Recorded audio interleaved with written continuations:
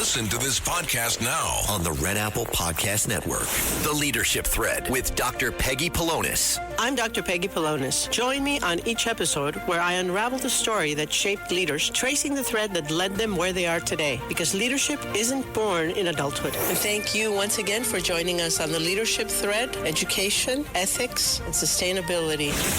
Download all of Red Apple Media's podcasts right now through your favorite podcast platform. Listen, all you New Yorkers. Excuse me, taxi. Okay, we're looking around. This is the 77 WABC minicast. At 800-848-9222, the Red Apple Audio Network with Rhonda in New Jersey. Welcome to the big radio network, the largest all-night show in American radio. Hi. Yes, good evening or good morning. The very interesting show. I'd like your take on a program that was devised from 1953 to 1964 on how the CIA used mind control and try to wipe out the memories of subjects. There was a Sidney Gottlieb. He was a scientist, and he used either hypnosis or LSD to wipe out memories of people. And part of the memory was people who had claimed to see UFOs. I just want to know your take on it, because if this becomes public about UFOs and people have written about it, like Whitley Schreiber on Communion, will this totally destabilize the world because people won't be able to grasp the significance of these extraterrestrials and their impact they can have on us, because they can take people against their will. They can actually paralyze you during these abductions. So I would just like to know your take on basically mind control and what the CIA is doing to try to hide this information from the public. Rhonda, do you have an opinion? My opinion is that I believe they are trying to hide it from the public, because if people believe in religion, whatever religion they can believe in, Christianity, Judaism, whatever religion is out there, this will destabilize their beliefs, because what is the role of God when you have these extraterrestrials who are somehow semi-gods that can paralyze a human being and take people against their will? We had lived in Florida many years ago in Fort Lauderdale, and my oldest daughter had claimed that she had seen a being green, these little green men. I never pursued it, but according to Whitley Schreiber in his book, they can appear out of nowhere, and they could come in, and their bodies can pierce walls. So yeah. Just like my in-laws. Concerned. Yeah, just like my in-laws, exactly. They could just peer, they can change their body form. So my question is, with this mind control experiment, and it was really an illegal experiment, people were hurt, their lives were ruined. Many of these experiments, and many of these CIA agents work with Nazis, scientists. All right, stop there. Yes. The minute you go off the Nazi cliff, we have to stop. Yes. How long did you live in Fort awful. Lauderdale? Yes. How long did you live in Fort Lauderdale? I lived in Fort Lauderdale for about 2 to 3 years, many years ago.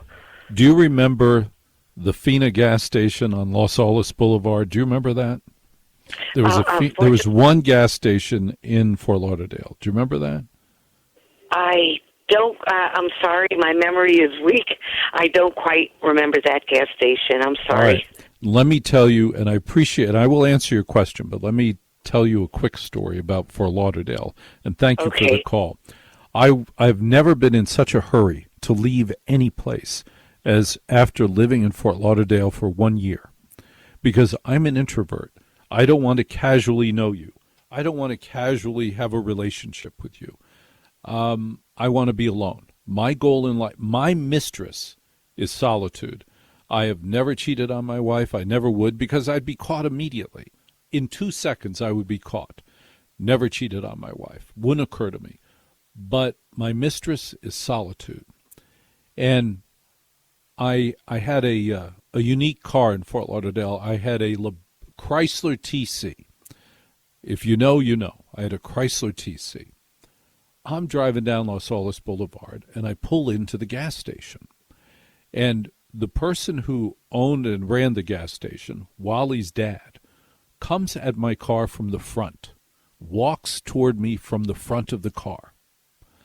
And I saw him come out. I saw him walk toward me to the front of the car, come to my window, and said, "What do you want?" I said, "Fill it up, please."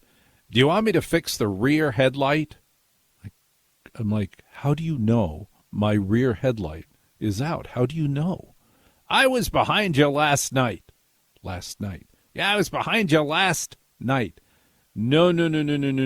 No. When Wally's dad knows my car well enough to know that we are out of a headlight, a rear taillight, a taillight, time to leave Fort Lauderdale. Left as fast as I could. To answer her question, I believe the issue and the reason why all the UFO information has not been released is two things. One, the minute it gets announced, the government is no longer in charge. There's something else in charge. If it is in fact extraterrestrial with superior technology, we will all bow down to that. Oh, we could win wars with this. Oh, we don't have to do any work. All these things have already been solved. Time travel, light year travel, all of it solved. We no longer need to watch the government. Number two, there's no more profit. If we know that the UFOs came down and that they have been sold to major corporations and reverse engineered by major corporations, we know where all that money went. We're not going to like that. Governments no longer have control, and then we're going to find out about the abductions. And I believe that Dwight Eisenhower made a deal.